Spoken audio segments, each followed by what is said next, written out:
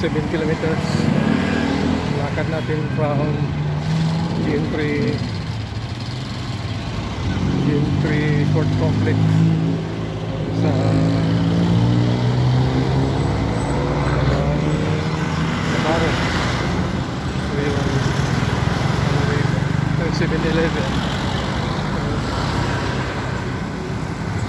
Sa palit po tayo doon para punta tayo ng Natanya. Lalakad pa rin tayo.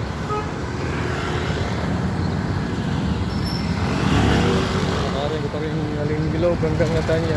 So from Bilog to Natanya, almost 1 kilometer layo.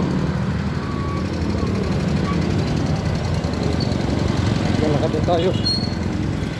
Wala tayong lumasahe.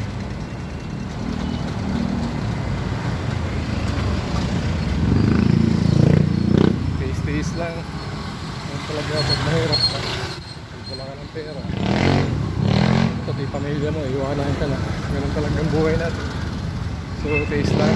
At least lumalaban tayo araw-araw. Hindi natin pinabayaan mga anak natin na magutom. Kahit anong mangyari, gagawin natin ang lahat. Mapakain na sila.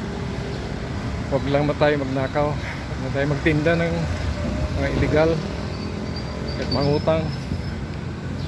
Mangutang ako, magpapalimos ako, gagawin ko para sa mga anak ko.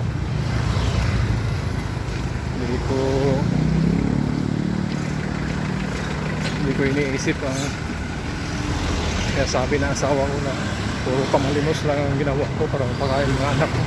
At least papalimos. Nangingi ako ng mga pabor sa mga kaibigan ko, mag-anak ko. So, hindi ako nagnakaw. Hindi na iba dyan, kapit sa patalin, magpupukpok, magpupulboy, titinda ng shabu. Hindi ko gagawin yan kasi pinalaki ako ng magulang ko. Maayos paglaki namin.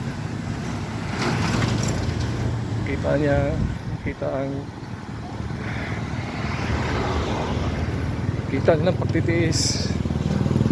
Mabuti magtiis sa